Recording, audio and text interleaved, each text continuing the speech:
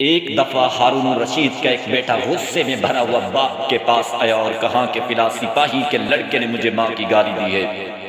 ہارون الرشید نے ارکان دولت سے پوچھا کہ ایسے آدمی کو کیا سزا دینی چاہیے۔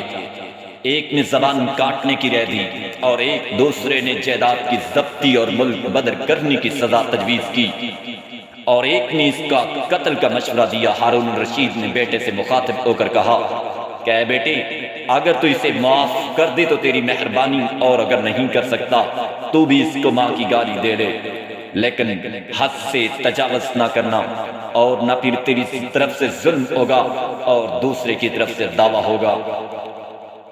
ایک دفعہ خلیفہ ہارون الرشید نے ایک شخص کو اس کے بیٹے کے ساتھ جیل بھیج دیا۔ اس شخص کی عادت تھی کہ گرم پانی سے ہی وضو کرتا تھا۔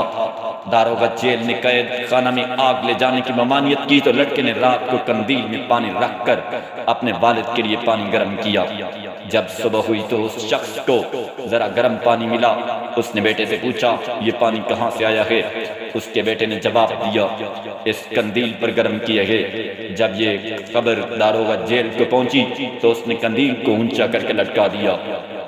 تب لڑکے نے یہ بات کیا کہ رات بھر پانی کے برتن کو اپنے سینے سے دل پر لگائے رکھا کہ اس قدر اس میں گرمی آ گئی۔ اس کے باپ نے پوچھا یہ کہاں سے آیا ہے؟